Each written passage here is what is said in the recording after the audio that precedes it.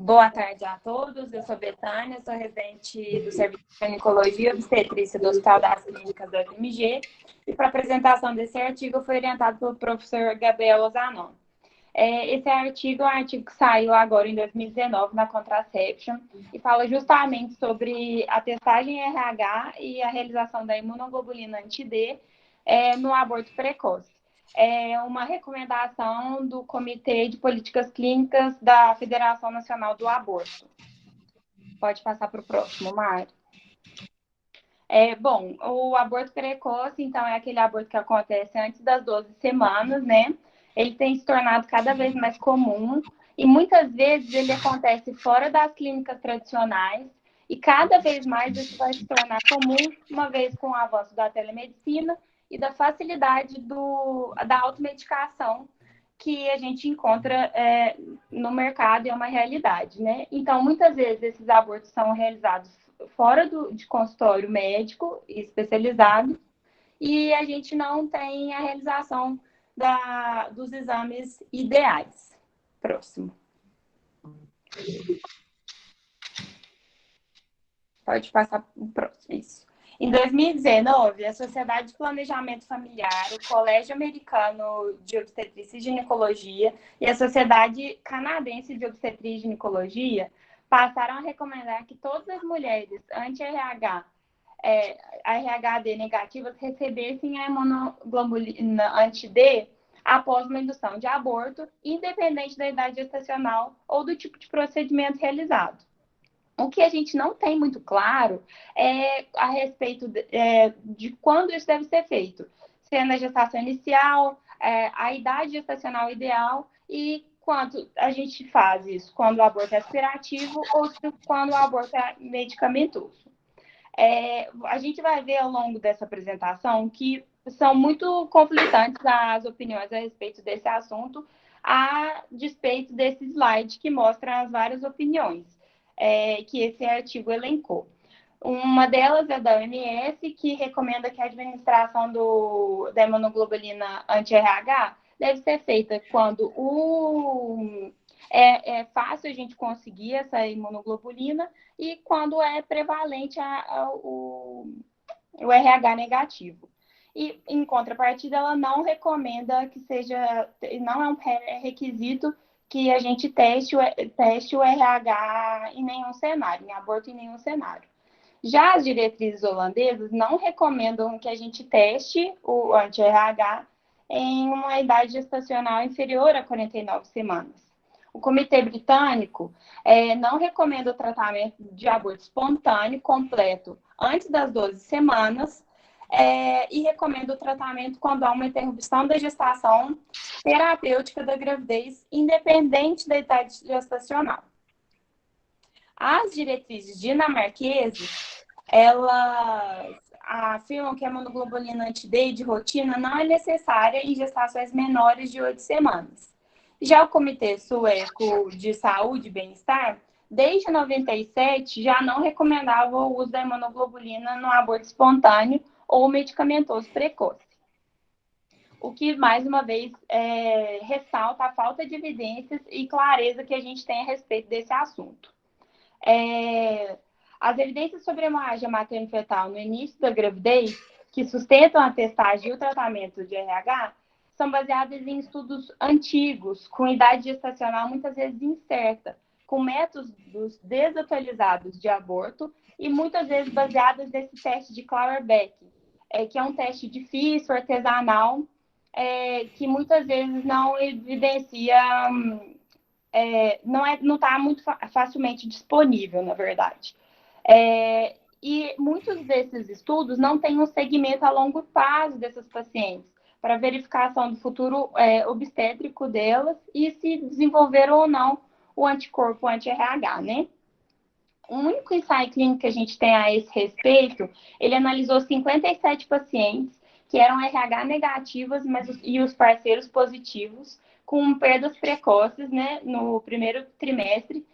Parte delas recebeu o anti-D e parte recebeu o placebo. E o que ficou verificado é que o desfecho foi muito semelhante. Não teve diferença de sensibilização entre o grupo controle e o grupo tratado.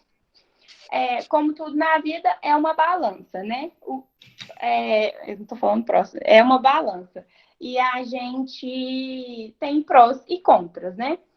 Como a imunoglobulina anti-D é um material biológico, a gente sempre está vivendo o risco de contaminação, né? Como a da hepatite C, teve uma série de casos no final da década de 60 lá na Irlanda, de pacientes que receberam essa imunoglobulina e foram infectados por hepatite C. Além disso, principalmente para o SUS e para o Brasil, a gente tem a questão do custo. Nesse artigo, eles falam que custa mais ou menos $90, uma dose de 300 microgramas, que é a que geralmente a gente faz. E como todo insumo, a gente está exposto à escassez. De ponto positivo, a gente sabe que é uma medicação segura, amplamente utilizada e eficaz. Próximo. Esse estudo, então, ele fala que há um benefício claro do uso na gestação tardia e no pós-parto. A Dinamarca e na Holanda, eles fazem esse rastreamento através da pesquisa de DNA fetal em células do plasma materno. E aí indicam a administração nesses casos. Além disso, eles também fazem a administração no terceiro trimestre e após o nascimento, se esse feto vier positivo. Mas a grande questão é qual o volume de hemorragia materna fetal, então, seria necessário para a sensibilização materna. Os dados que a gente tem hoje, eles falam que seria cerca de 0,1 ml de células positivas fetais e 0,2 ml de sangue fetal. Mas esses estudos foram feitos, são estudos experimentais que foram feitos em voluntárias, não grávidas e RH negativas. Próximo. Um estudo maior, já com 483 pacientes, que apresentaram aborto espontâneo induzido no segundo trimestre, revela que 11,6% delas apresentaram evidências de hemorragia materno-fetais antes do aborto e 23% delas após o aborto. Só 3 das 23 pacientes que apresentaram isso antes de 8 semanas. E nenhuma delas apresentou hemorragia superior a esse valor que eu disse para vocês de 0,1. O que nos faz pensar que esses estudos que avaliaram as hemorragias materno-fetais, eles podem ter exagerado um pouco na quantidade do volume sanguíneo. Muito levando em conta esse teste Clobber que eu falei para vocês, que detecta as células F maternas, bem como as células fetais na circulação materna. Próximo. O que a gente tem mais visto e tem sido feito nesses novos estudos é a utilização da citometria de fluxo para investigação dessas questões. Um estudo de 2019 da Universidade da Pensilvânia analisou 28 pacientes com perdas de 5 a 12 semanas que foram submetidas à aspiração uterina. As pacientes que sangraram antes desse procedimento foram excluídas. O que foi verificado é que a maioria delas não tinha células fetais detectáveis e nenhuma delas atingiu o limiar de sensibilização. Um estudo promissor tem sido financiado pela Sociedade de Planejamento Familiar, que avalia justamente esse volume de hemorragia materno-fetal em abortos medicamentosos até 10 semanas. Eles prometem resultados nesses próximos 2 a 3 anos. Próximo.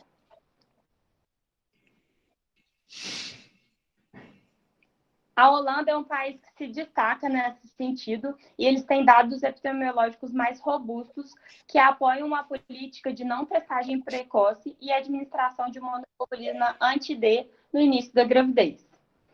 Esse estudo da Ellen com seus colaboradores compara a taxa dos anticorpos anti-D positivos no Canadá e na Holanda. No Canadá, todas as mulheres com aborto espontâneo ou induzido são testadas e recebem imunoglobulina anti-D quando negativas. Já na Holanda, abortos com menos de 7 semanas e abortos espontâneos com menos de 10 semanas, elas não são sequer testadas ou tratadas. E o que foi verificado é que tanto nessas duas populações, o desfecho de aborto e fertilidade materna são muito semelhantes. Próximo. Por fim, então, o artigo conclui que a política da Holanda ela é uma política segura e os testes de tratamento em idades gestacionais iniciais podem ser descartados. Mais uma vez, eu reforço que as evidências em torno da necessidade ou não de testagem e tratamento com imunoglobulina anti-D no início da gravidez ainda estão evoluindo. A gente ainda tem muito o que percorrer nesse sentido.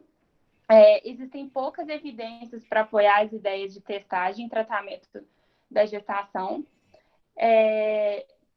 revelando uma baixa probabilidade de sensibilização. Eles acreditam que o risco e o custo da imunoglobulina anti-D nas mulheres com abortamento precoce supera os benefícios potenciais. Então, eles recomendam a não realização desses testes e da imunoglobulina em qualquer tipo de aborto induzido antes de 8 semanas e aborto medicamentoso até as 10 semanas. Próximo. E aí eu me despeço com essa vista aérea aí da minha terra natal, para vocês conhecerem a terra do ET com a nave espacial aí no nosso centro da cidade. Muito obrigada pela atenção de vocês, gente.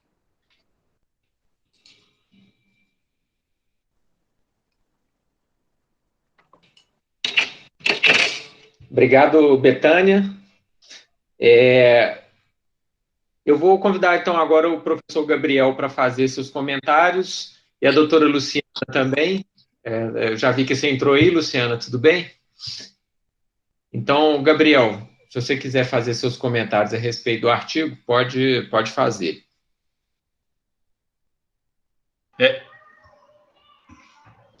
Bem, tudo bem, Mário? Tudo Mário, jóia. eu agradeço o convite por estar participando aqui da reunião do PNAR, né, tem sido muito produtivo. Eu vou passar a palavra inicialmente para a Luciana, que é a nossa convidada, se você não importar. Claro, Ela é uma claro. grande especialista também da área de aloimunização, né, e ela trabalhou com seu doutorado exatamente no custo-benefício da imunoglobulina. Então, ela é uma pessoa que eu acho que ela pode acrescentar muito e depois eu faço as considerações logo após a fala da Luciana. Pode ser, Luciana? Obrigado pela presença, viu, Luciana? Seu microfone está Seu desligado, microfone está Luciana. desligado. Agora consegui ligar. Isso, pronto. Boa tarde a todos. Eu agradeço muito o convite para participar dessa reunião. O sistema RH é o meu sistema preferido.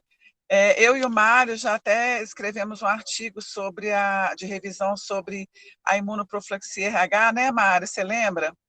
Foi muito produtivo, inclusive, esse artigo. Sim, com certeza. E nós estamos escrevendo agora um novo artigo avaliando também essa questão da imunoprofilaxia e o painel de hemácias, que está em andamento, está no forno aí ainda, mas se Deus quiser, em breve vai sair. Bom, em relação à imunogenicidade do antígeno D, o que a gente sabe é que 80% de pacientes, do ponto de vista transfusional, tá? 80% de pacientes que recebem 1 ml de sangue RHD positivo desenvolvem o anti-D. Daí a gente percebe o quanto ele é altamente imunogênico. Nessa questão aí do aborto, pelo que eu peguei, eu cheguei um pouquinho atrasada na apresentação, me parece que não chega nem a 0,1 ml a quantidade de sangue na circulação materna. Mas eu acho complicado você inferir isso, primeiro que não se sabe exatamente, pelo que eu entendi, não se sabe exatamente a quantidade de sangue fetal na circulação materna para se avaliar isso aí. E não se sabe também a frequência de aluminização nesses casos. Então, é complicado a gente falar que a chance de sensibilização é baixa, é alta. Eu acho que precisava pesquisar, ver se tem mais estudos, mais alguma coisa para avaliar isso. Do ponto de vista do custo-benefício, na minha tese de doutorado, o que a gente demonstrou, o que eu demonstrei, é que existe uma grande vantagem, tanto assistencial quanto financeira, em se realizar a genotipagem fetal, RHD, porque o custo da sensibilização é altíssimo. Eu considerei transfusão intrauterina, considerei alguns procedimentos que são...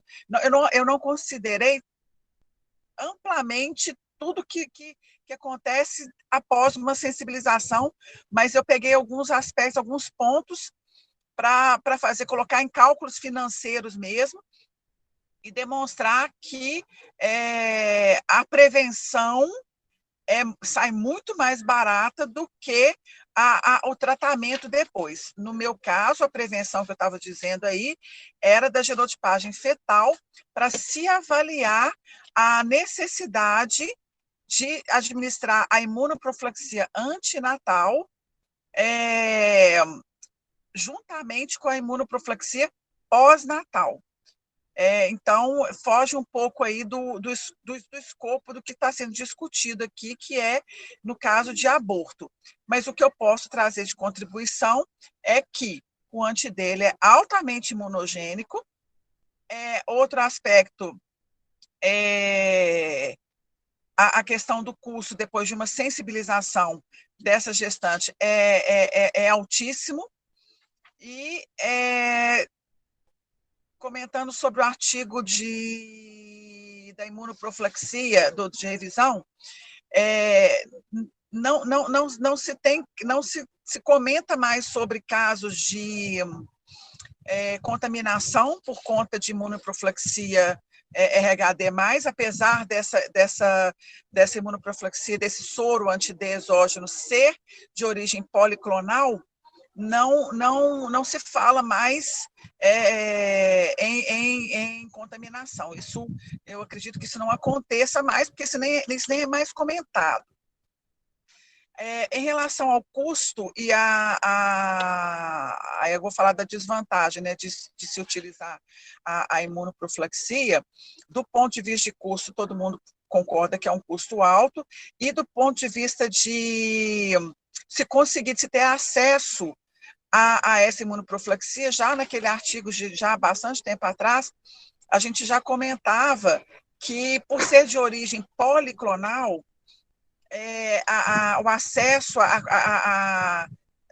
está cada vez mais escassa a possibilidade de se conseguir essa imunoprofilaxia pelo fato dela ser policlonal. Então, eu acho que vale a pena aí avaliar mesmo profundamente essa questão. Será que nesses abortos precoces, a quantidade de hemácias RHD positivas na circulação materna, ela é suficiente? Ela é capaz de produzir uma sensibilização? Essa é a minha pergunta que eu deixo.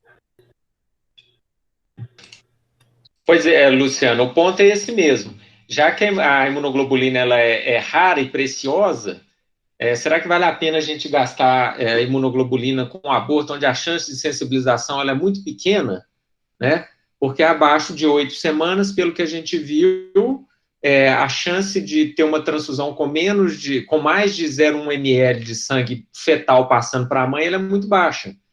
Então, por isso, vários países já adotaram essa estratégia de não testar e nem aplicar imunoglobulina quando o aborto é precoce. Aborto espontâneo até 10 semanas e aborto nesses lugares onde o aborto é permitido até 8 semanas, porque tem um volume de sangramento teoricamente um pouco maior. Mas então, alguns países já adotaram. Eu queria, só antes de passar para o Gabriel, eu queria te fazer uma pergunta. Naquele artigo que a gente escreveu, que foi de 2009, que eu estava conferindo aqui, a gente levantava já essa possibilidade de imunoglobulina monoclonal, que seria a imunoglobulina produzida em laboratório, né? Porque, para quem não sabe, a imunoglobulina até hoje ela ainda é obtida de voluntários, né? Você injeta uma pessoa RH negativa com o sangue O positivo e retira os anticorpos dessa pessoa. Por isso que tinha esse risco de contaminação. Às vezes eles faziam com o presidiário, para que o presidiário obtivesse redução de pena e coisa do tipo, né? Então, eu queria saber, Luciano, se você sabe me informar se evoluiu alguma coisa essa questão da sintetização da imunoglobulina ou da criação da imunoglobulina monoclonal? Ô, Mário, não sei te dizer, não ouvi falar nada mais a respeito disso. Naquele artigo mesmo, a gente já mostrava que ele não tinha bons resultados, o monoclonal, e não sei te dizer, não pesquisei mais também a respeito, e também não ouvi mais falar sobre isso. Por enquanto, o que se tem mesmo é só policlonal. Ok. Ok, vamos passar para o Gabriel, então, fazer as considerações dele aí, Gabriel, que também é especialista no assunto. Então, por favor, Gabriel.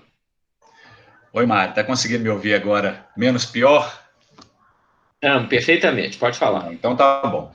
Eu acho que essa questão, ela sempre foi uma questão muito discutida, né? Se você for ver ao longo do tempo, você tem sociedades que propõem fazer imunoglobulina na perda precoce, outras sociedades não propõem, então é um tema que é controverso, continua controverso, as evidências, elas realmente, assim, elas são limitadas para você fechar, né, sobre uma recomendação ou outra. Mas alguns pontos a gente tem que considerar. Primeiro ponto é o seguinte: o trofoblasto, ele expressa, né, antígenos, como que falam mesmo? Ele é capaz de expressar os antígenos eritrocitários. Então, esse é o primeiro ponto. Então, na verdade, assim, até mesmo da doença trofoblástica, quando você tem aquele trofoblasto exuberante, você tem, né, nesse grupo que pode ter uma perda precoce, você tem um grupo de pacientes que ela é de maior risco, talvez, pela quantidade de trofoblastos, para poder se sensibilizar. Outro dado que existe é que alguns estudos já demonstraram taxas de até 10% de hemorragias que sejam relevantes, que possam ser sensibilizantes em gestações menores que 12 semanas. Então, esse é um segundo ponto que a gente tem que considerar. A própria Luciana já sinalizou para a gente que o anti-D é um antígeno que realmente ele tem uma imunogenicidade muito grande. Então, isso daí, assim, você não precisa de grandes quantidades para poder sensibilizar uma paciente, né? E um estudo, né, uma colega nossa que, inclusive, passou pelo hospital, né, a gente estava conversando com a Regina aqui, né, Isabela Nelly, ela conseguiu identificar hemácias fetais e tipo ARH em gestações com até 4 semanas de gravidez. Então, dentro desse contexto, a dúvida que nós aliás, não é a dúvida, a única coisa que nós temos que discutir é custo-benefício, né? Se valeria a pena ou não. Do ponto de vista das pacientes que são sensibilizadas, o custo de uma gestação com uma paciente sensibilizada é altíssima, mesmo naquelas que não fazem transfusão intrauterina, ou seja, que não tem aquelas crianças gravemente acometidas, né? Porque, vamos dizer assim, o número de consultas dela aumenta bastante, a necessidade de Doppler que ela faz, a partir ali de 20 e poucas semanas de gravidez, passa a ser de 2 em 2 semanas, passa a ser semanal, dependendo da gravidade da sensibilização, isso sem considerar o deslocamento dessas pacientes, que, por exemplo, em Minas Gerais, como tem um foco muito grande de abordagem das imunizadas no Hospital das Clínicas, essas pacientes vêm de todo o estado para poder fazer essas abordagens. Então, assim, o custo realmente é muito elevado. O que fica na dúvida é o seguinte: será que nós temos imunoglobulina suficiente para fazer para todo mundo? Né? Talvez sim, se a gente conseguir fazer um uso racional da imunoglobulina. Existem várias estratégias, não só, né, no abortamento, mas ao longo da gravidez. E o mais importante da imunoglobulina, isso daí ninguém tem dúvida nenhuma, é que ela seja feita no momento do parto. Esse é o grande momento, né, de sensibilização. A maioria das pacientes que chegam no nosso ambulatório, elas são pacientes que sensibilizaram provavelmente por não receber imunoglobulina no momento do parto, e muitas delas não foi porque não tinha imunoglobulina, mas sim porque não existiu uma rotina de aplicação ou ela não foi aplicada por algum outro motivo que a gente desconhece. Então, a gente conseguir, né, discutir e fechar uma questão dessa que traz tantos pontos assim de risco para uma paciente, mesmo aquelas abaixo de 12 semanas, é uma situação complexa, Mário. Mas, assim, a minha tendência é de fazer a imunoglobulina nessas pacientes por esses dados que a gente tem, considerando uma taxa de 10% de risco de sensibilização nessas pacientes, considerando que você consegue recuperar a hemácia fetal, né, na circulação materna de forma precoce, tipo ARH, né, mostrando que essas pacientes elas podem expressar o antígeno de uma forma importante. Um outro ponto é que nós não sabemos qual que é a idade gestacional real de muitas das pacientes que têm essa perda precoce. E, além disso, a questão que esse artigo ele coloca, né, até de uma forma para justificar a discussão, são os, vamos dizer assim, os efeitos de usar um hemoderivado, vamos dizer assim, né, porque a gente retira do plasma do paciente a imunoglobulina. Mas isso na década de 70. Né? Hoje em dia, essas questões relacionadas à segurança desse tipo de material é muito maior. Né? E, obviamente, tudo aquilo que a gente utiliza, até mesmo medicamentos que não têm essa origem humana, eles também podem dar efeitos colaterais. Então, assim, penso muito nessa questão, né, uma questão que não tem, né, evidência científica contundente para dizer fazer ou não fazer, mas algumas evidências nos preocupam no sentido de que essas pacientes podem ser sensibilizadas, isso pode comprometer o futuro reprodutivo dela. Então, acho que é uma questão, assim, que ainda tem muita coisa, tem esse estudo que ainda vai sair, né, que vai ser um estudo importante para a gente definir isso, mas enquanto isso nós continuamos ainda flutuando a definição. Mas eu acho que a tendência atual mais prudente, até do ponto de vista médico-legal, de proteção da paciente e do profissional, talvez ainda fosse manter o uso da imunoglobulina de uma forma geral. Infelizmente, no Brasil, nós não temos as doses menores, né, da imunoglobulina, igual nós temos em outros países. Né? Então, assim, isso também poderia ser uma forma de você evitar que elas fossem, vamos dizer assim, que o seu pool de imunoglobulina disponível ela acabasse. Né? A gente sempre usa 250, 300 microgramas no Brasil, mas as doses menores, elas não são utilizadas de rotina e seriam suficientes para essa população até 12 semanas de gravidez. Né, espero que eu tenha contribuído de alguma forma para essa discussão aí, e já gostaria de parabenizar a Betânia pela clareza da apresentação dela, pelas colocações que ela fez. Eu acho que ela coloca, né, o artigo de uma forma muito clara, né, os pontos positivos e os pontos negativos, a falta de evidência que nós temos em relação ao tema, mas alguns desses pontos eles não abordaram no artigo, e eu senti um pouco de falta dessa abordagem de uma forma geral. Obrigado, Gabriel. Eu lembrando que o nosso protocolo, o protocolo brasileiro, é um protocolo que segue o americano e o canadense, ele é um protocolo mais abrangente, então ele recomenda o uso de imunoglobulina até em paciente de gravidez ectópica, né? Então nós vamos além, não é só no aborto, até na gravidez ectópica a gente recomenda, a gente faz rotineiramente o uso da imunoglobulina, mas eu fico me questionando se seria realmente necessário em todas essas situações. Eu recuperei um artigo aqui que eu citei na minha tese de doutorado, que eu lembrei dele, que é de 86, do Bowman, né, que é canadense, um dos grandes estudiosos do assunto, ele falando que a taxa de sensibilização por hemorragia feto-materna no primeiro trimestre é de 3%, no segundo de 12% e no terceiro de 43% dessas pacientes que têm hemorragia, isso aí das pacientes que têm, não a taxa de sensibilização, a taxa de hemorragia que poderia levar à sensibilização, identificada por teste de Klein-Hauer, né? Então, realmente, no primeiro trimestre, nesse trabalho do Bowman, era 3% só, mas 3% se for com C é 100%, né? Aquela velha história. Eu queria perguntar para a Luciana... Desculpa, posso fazer uma observação, Mário? É difícil da gente colocar isso, né? O Bowman, realmente, ele é o autor que mais guia os trabalhos todos de conhecimento da doença, né? Até o próprio volume de hemorragia que poderia causar essa sensibilização. Né? Nesse estudo dele, realmente, ele gira em torno de 3%, mas outros estudos, eles batem em torno de 10%, obviamente, considerando que a população toda de quem abortou.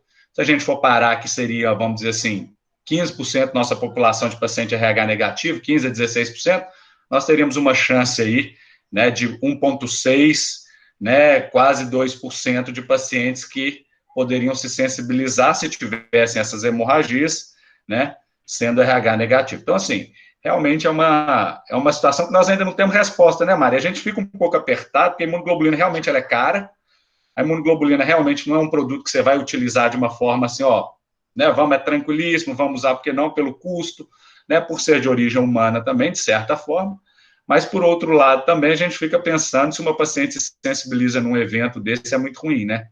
E nós também propomos, tanto para a doença trofoblástica, igual você falou, ectópica também entra nisso, nesse mesmo conceito de trofoblasta expressar esse antígeno na superfície, né? Então, é uma coisa para a gente refletir e esperar, né, um pouco mais para a gente ver, né, esses resultados que estão saindo por aí.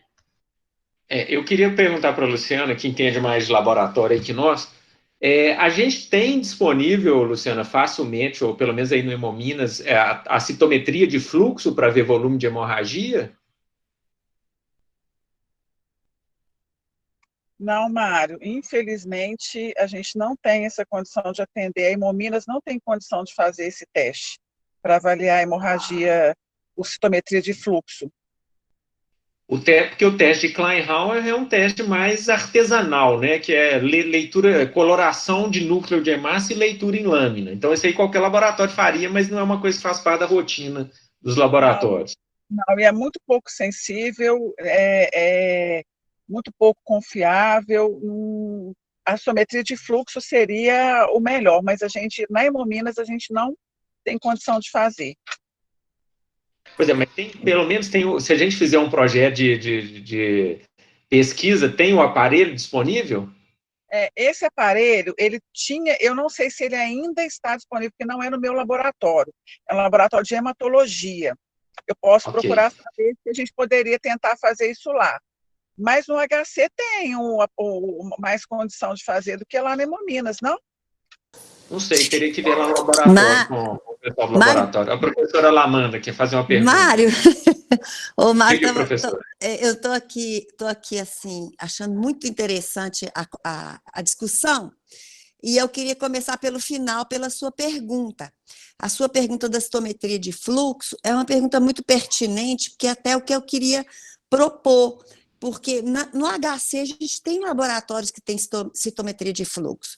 Inclusive, a gente tem um laboratório multiuso, onde eu tenho uma participação com relação aos fetos com nefropatia, você conhece bem, com a Ana, né? Sim. E eu acho que ela tem citometria de fluxo lá. Então, a gente poderia começar a pensar numa pesquisa com esse tema, sabe? Então, começando pelo final, seria essa proposta.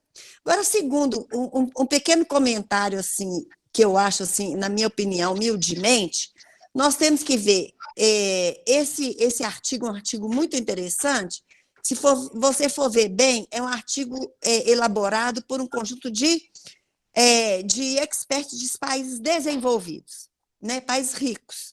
E os países ricos estão preocupados em otimizar, de fato, a imunoglobulina para aqueles casos que precisam, considerando que a incidência é baixa, que o aborto é seguro, que elas vão chegar com menos de 10 semanas de gestação e tem como abordar essas pacientes. Então, o custo-benefício para eles lá é mais claro. A definição do que vem ser o custo e a definição do que vem a ser benefício. No contrário, nós que somos um país pobre, que, aliás, deveríamos estar, de fato, ser um país que estivesse super preocupado com uma política pública capaz de otimizar custos mesmo, que a gente é que mais precisa. Mas qual que é a nossa realidade? Quais são as nossas pacientes? Nossas pacientes são essas que chegam com menos de 10 semanas. O aborto espontâneo de fato, esse histórico de uma ameaça, de um aborto espontâneo, de uma perda gestacional muito precoce. Então, a gente, como política pública, e acho que isso é importante destacar, como política pública, a gente tem que colocar num kit só a nossa realidade de abortamento no país. Qual que é a nossa realidade de abortamento no país? A gente não sabe o que aconteceu, não sabe se realmente são 10 semanas, se realmente são 8 semanas. A gente não sabe, de fato, a situação de se houve manipulação ou não. Ou seja, a gente não tem como mensurar essa possibilidade de hemorragia feto-materna. Então, até que pesquisas como essa, que eu estou te convidando, e convidando a todos para poder fazer, até que pesquisas mostrem, de fato, essa possibilidade de hemorragia feto-materna, a gente tem que considerar custo-benefício ainda a sensibilização. O grande custo nosso ainda é a sensibilização e tudo que vem depois. Então, a gente ainda não tem como mensurar esse benefício. Então, eu acredito que, embora essas evidências todas mostrem que a chance é pequena, que, por citometria, a possibilidade com menos de 8 semanas ela é muito remota e tal, aplicando à nossa realidade, essa conta ainda ela não se adapta totalmente. Então, concordo com o Gabriel nesse sentido. Eu até queria fazer um pouquinho advogado do capeta, sabe? Querer contrapor com o Gabriel nessa questão, utilizando algum argumento assim mais consistente. Mas, de fato, o que é que a gente tem de consistente mesmo são os custos da imunização. Nós, país pobre, a gente tem que evoluir na identificação do risco mesmo de hemorragia feto-materna por métodos mais sensíveis e aí, então, estabelecer uma política pública mais operacional. Era isso que eu queria comentar, agradeço a oportunidade, grande abraço a todos. Obrigado, professora. Ô, Luciana, mais uma pergunta relativa a teste. Lá na Inglaterra, eles usam aquele teste de Rosetta para avaliar se as hemácias fetais foram limpas da circulação materna depois de dar imunoglobulina. Teste de Rosetta seria mais fácil? Aqui é só uma aglutinação, né?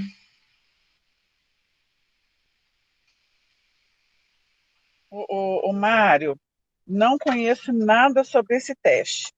A gente não faz esse teste lá na Imuminas, não conheço nada sobre isso. Agora, dentro da fala da Lamanda aí, da proposta de um estudo, eu gostaria de sugerir que, além de dosar, verificar a quantidade de células fetais na circulação materna, que também fosse feita a genotipagem fetal, para a gente saber o RHD desse feto, porque não basta só a gente saber a quantidade de hemácia fetal, mas se essa hemácia é RHD positivo ou negativo. Agora, em relação ao teste Rosetta, não sei te dizer nada a respeito. Já que é você mesmo que faz a genotipagem, se você se dispuser a fazer, tá ótimo. Aí você faz para nós essa genotipagem. Eu acho que realmente esse é o grande... Oi. Pode falar, Luciana.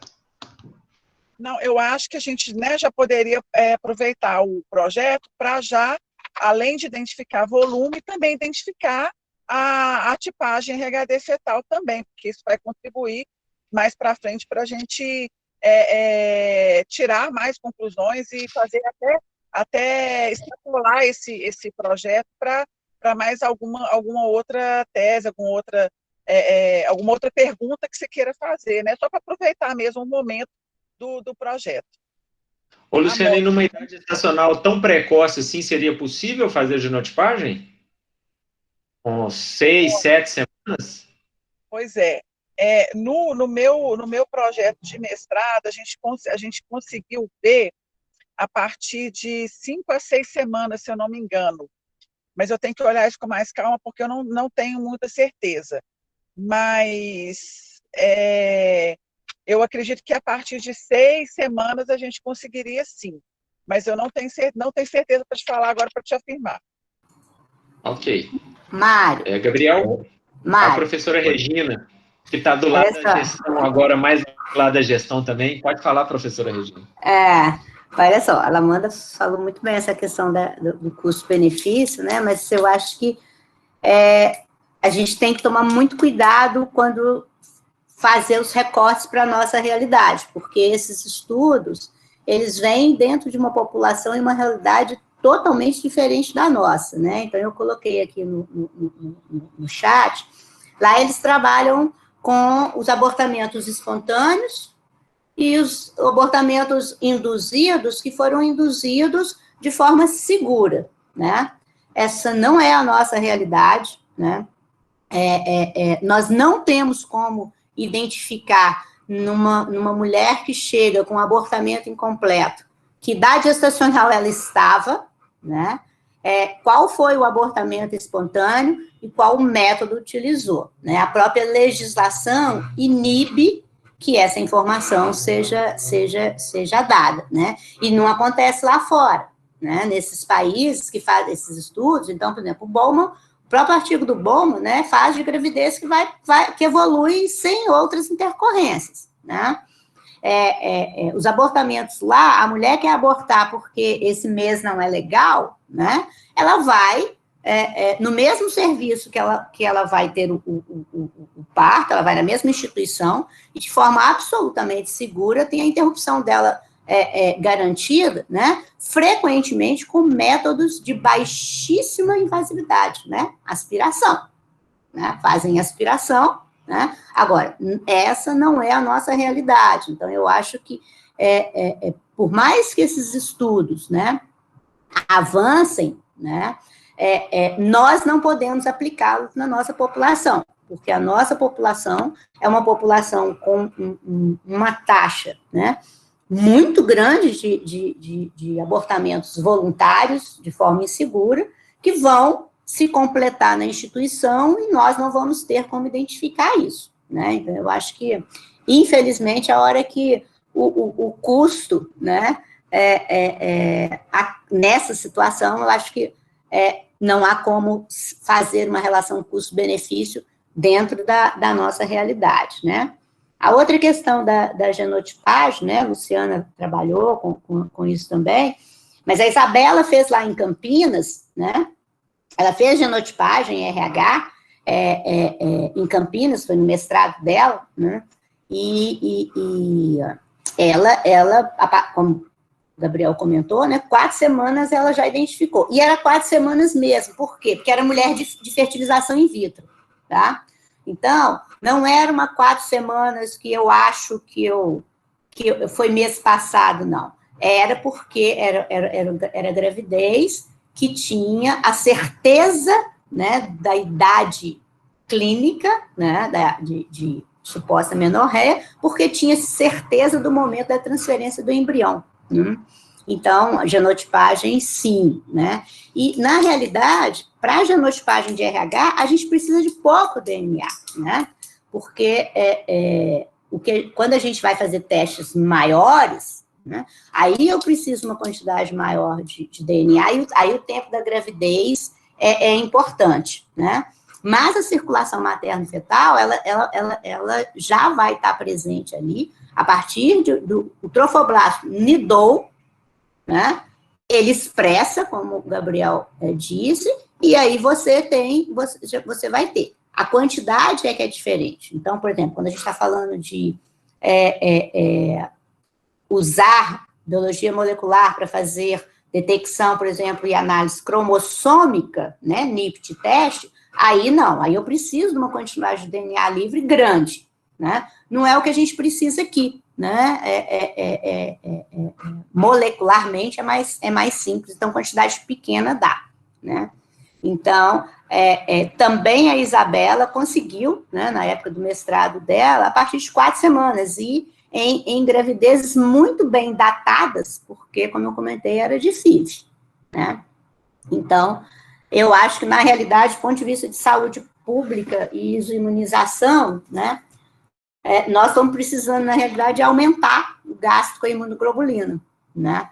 Nós ainda não temos uma política de fazer profilaxia com 28 semanas. Eu acho que se a gente, inclusive, fizer a conta de quanto nós vamos gastar fazendo profilaxia com 28 semanas, e quanto vamos, em função dessa profilaxia, economizar de gestações sensibilizadas, né? Aí o custo do abortamento vai até ficar mais fácil, né? Tá? Então, eu acho que, na realidade, no início, a gente tá precisando aumentar, acho que a gente precisa garantir com 28 semanas no serviço público, né? E em poucos anos, né, a gente está falando aí numa coisa muito curto prazo, talvez em 5 anos, né, a gente já vai estar reduzindo o custo de sensibilização RH imensamente por ter introduzido 28 semanas. Obrigada, Mário. E todo mundo. Obrigado, professora. Tem mais alguém? Obrigado, professor. Eu queria comentar. Luciana, pode ir primeiro, então. Eu queria fazer 2 pequenos comentários. O primeiro é que infelizmente, não é tão simples a genotipagem fetal, principalmente no início da gestação, e não é porque a gente tem uma quantidade de DNA fetal livre muito, muito, muito, muito pequena. A tese da Isabela, eu até cheguei a ler, foi antes de eu fazer o meu mestrado, se eu não estou enganada, ela fez por PCR convencional, que é bem menos sensível do que a PCR em tempo real. E agora a gente tem uma PCR ainda mais sensível, que é a PCR digital. Essa daí com essa daí, acho que a gente conseguiria uma sensibilidade até maior do que a real-time. Mas a quantidade de DNA fetal livre, nesse início de gestação, 4, 5, 6 semanas, é muito pequena. O que isso repercute? Qual a consequência disso? É que quando a gente tem uma reação, uma ausência de amplificação, a gente não sabe se é porque a criança, o feto era RHD negativo, ou se é porque eu não tinha DNA fetal. Esse é o grande problema da genotipagem fetal quando a gente analisa o DNA fetal livre no plasma materno. A quantidade de DNA é muito pequena, o que não nos garante uma sensibilidade assim tão bacana, tão tranquila, não. E a outra coisa, mas acho que a gente poderia fazer e tentar até fazer PCR digital, que é bem mais sensível do que a real-time.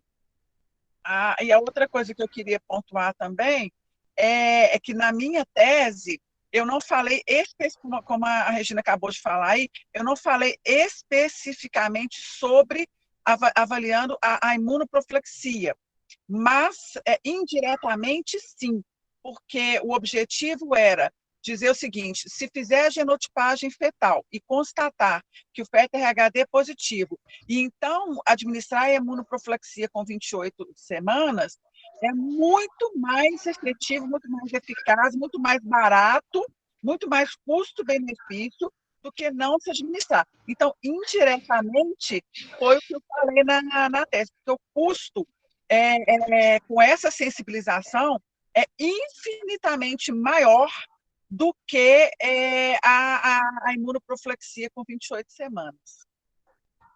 Isso foi comprovado na minha tese. Ok, obrigado. Eu acho que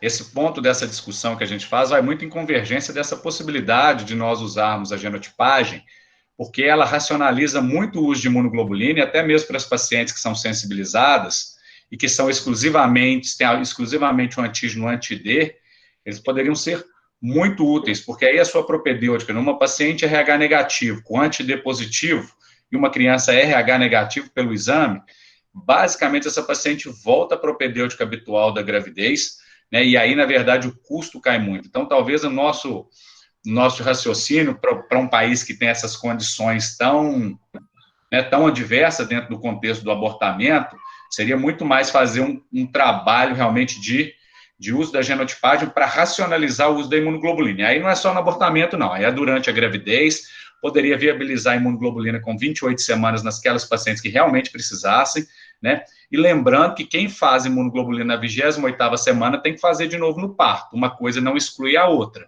E como cumbis positivo, às vezes as pessoas se confundem um pouco. Eu vi aqui uma observação do Clóvis falando que viu poucos pacientes, né, com RN anêmico. Clóvis, no hospital, nos últimos anos, a minha tese de mestrado foi basicamente estudo de avaliação de fatores de mortalidade em fetos gravemente anêmicos, transfundidos. Aqui no hospital a gente transfunde, né, em média de 5 a 6 mães todos os anos. A gente recebe, em média, anualmente, 25 a 30 pacientes aloimunizadas. Então, quer dizer, é uma doença que ela não circula muito, porque ela vai parar muito nos serviços que são altamente especializados, que é o menino que vai estar hidrópico, né? É o menino que vai estar no serviço de medicina fetal. Às vezes chega para a gente hidrópico por causa disso. Então, assim, apesar de ser uma doença que as pessoas não veem muito no dia a dia, ela é muito mais prevalente do que a gente imagina. E os casos graves, eles também são muito importantes, né? Casos graves, com Kernicterus. Recentemente, agora, nós tivemos uma paciente que tinha uma hemoglobina, o menino tinha uma hemoglobina de 2 durante o pré-natal. Né? Gabriel, mas pelo que eu entendi da pergunta do Clóvis, ele está falando de paciente RH positivo que tem com feto anêmico. Então, ele está questionando o cumbis de rotina na primeira consulta de todo mundo, independente se é RH positivo ou negativo, entendeu? Não dê. Isso que é a pergunta dele. Esse é outro ponto também, né? Se você for pensar no anti-QEL, ele tem uma prevalência relativamente importante na nossa população. E aí, na verdade, os pacientes que são RH positivos. Primeiro, as transfundidas, né? Eu acho que não tem muita dúvida nesse grupo. Paciente que tomou transfusão, ela tem risco de sensibilizar, então esse grupo, eu acho que, gente, qualquer RH que seja, ele tem que fazer. mas também é custo-benefício, muitas sociedades já aplicam isso, porque pacientes RH positivos, elas podem se sensibilizar por antígenos, né, não, que são os antígenos irregulares, não relacionados ao RH positivo, vamos dizer assim. Então, quer dizer, essas pacientes, elas se colocam em risco também. A Luciana pode saber falar até mais para a gente sobre essa prevalência, né? E não é tão raro quanto a gente imagina, né, gente? Né, Luciana, Amanda? A gente recebe as nossas pacientes que têm painel de hemácias no nosso serviço, se eu não me engano, quase 95% tem anti-D, né? Mas dessas com anti-D, quase que metade tem anti-D com antígeno irregular, que independente do RH da paciente teria, né? Você sabe dizer para a gente, Lu, esses valores de anti-QEL, esse tipo de coisa? Olha, eu não sei, até está nesse artigo que nós estamos escrevendo agora, a gente pontuou em termos de frequência, mas depois do D, a gente, do sistema RH, o mais frequente é o D, seguido pelo E grande, C pequeno, E pequeno,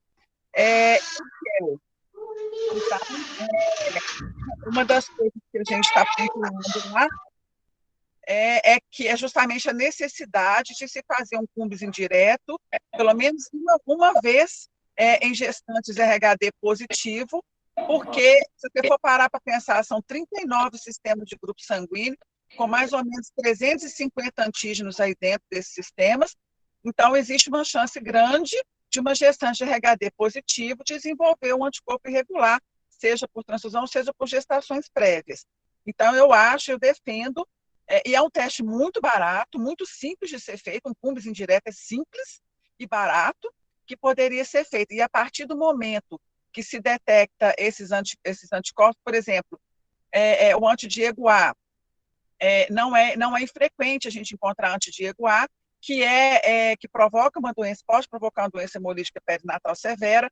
O QEL provoca uma doença hemolítica severa, muito mais severa até do que o D, porque ele, além de destruir as hemácias fetais, ele suprime a eritropoiese. O anti-M, quando ele não a gente não teve nenhum caso aqui no Brasil, no HC, a gente já discutiu, pelo que eu já conversei com o Gabriel. Em asiáticos, por exemplo, ele tem histórico de ser como anti-QEL, de suprimir eritropoiese e provocar uma doença hemolítica perinatal gravíssima também.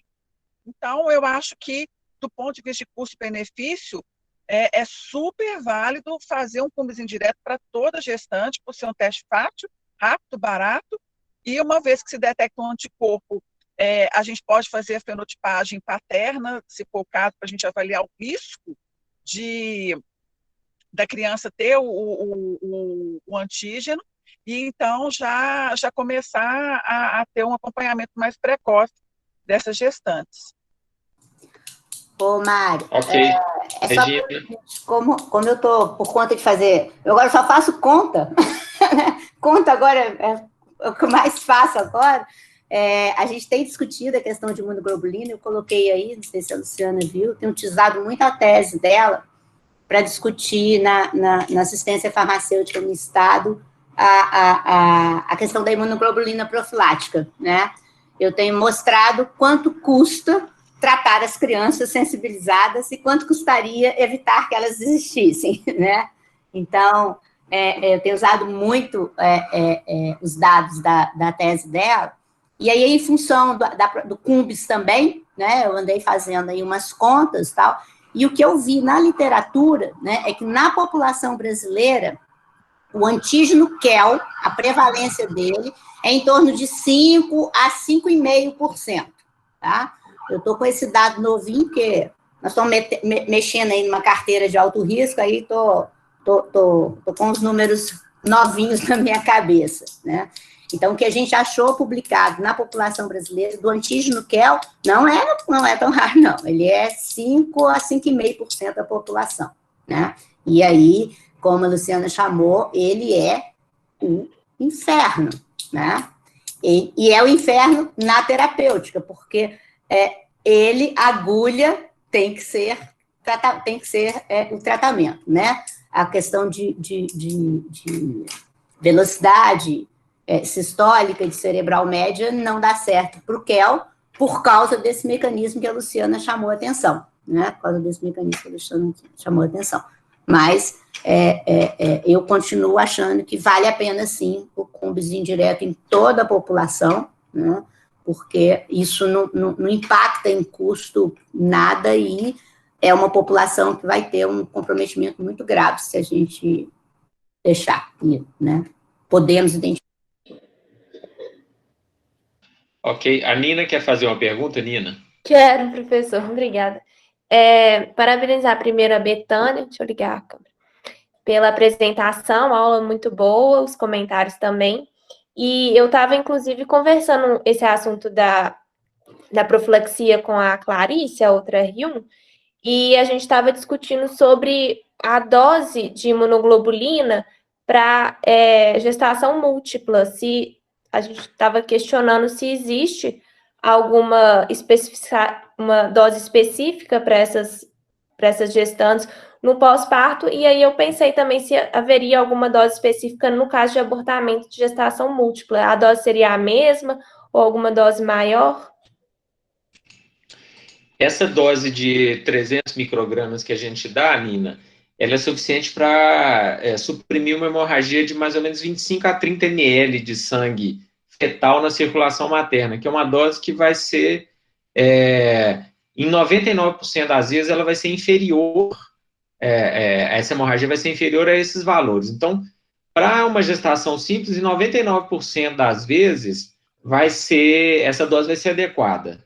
Né? Uhum. Tem esquemas que falam para a gente fazer a dose e testar isso que eu estava falando lá com a Luciana, fazer aqui o teste de Rosetta, ou Klein-Hauer, ou a citometria de fluxo, para ver se tem se todas as hemácias fetais foram tiradas da circulação materna ou se ainda permanece alguma hemácia. A gestação gemelar, é possível que haja uma hemorragia maior, mas não vai ser muito maior do que a habitual, não. Então, assim, o ideal seria você fazer da mesma forma a dose de 300 microgramas, vamos dizer que ela vai cumprir o papel dela em 90% das vezes e depois fazer um teste para verificar se as hemácias fetais todas já saíram da circulação materna e, se necessário, aplicar uma segunda dose. Gabriel, alguma coisa aí da questão da dose? Não, eu acho que é isso que você está falando. O abortamento não nos preocupa, Nina, porque nós usamos a dose full, inclusive, para abortamento no Brasil. Então, você pode ter assim, sangramentos importantes que você não vai atingir 30 ml. 30 ml de troca é muito expressivo, né, de uma hemorragia feto-materna. Então, na verdade, assim, na grande maioria, igual o Mário falou, você não vai ter problema, né? Talvez alguns grupos de descolamento prematuro de placenta, talvez a gente tenha problema, assim, maior, mas mesmo assim, a gente, inclusive, assim, o exame que a gente iria fazer no hospital seria o Klein-Hauer, né, que seria o teste para a gente avaliar o volume de sangue, né, só que ele tem, como a Luciana falou, algumas limitações importantes, e o hospital, nesse momento, não tem nem feito. Então, a citometria podia ajudar a gente. Então, quer dizer, pacientes que a gente achou que teve uma hemorragia maior, uma gemelaridade, um descolamento, a gente avaliaria através da citometria. Se viesse um volume estimado maior do que 30 ml, a gente faria uma segunda dose para essa paciente. Tá? Então, essa seria uma forma para a gente poder abordar nesse sentido. Mas, em geral, é mais que suficiente. Certo. Obrigada, gente. Ok, gente, então já estamos chegando a uma hora de reunião, então vou agradecer a participação de todos, vou encerrar a reunião, agradecer especialmente o Gabriel e a Luciana e a Betânia, que Obrigado, Mário. Todos os comentários. E vou convidar todo mundo para a semana que vem, uma nova reunião, semana que vem vai ser discussão de caso clínico, não vai ser artigo. Então, muito obrigado, até semana que vem todo mundo. Até mais. Sim.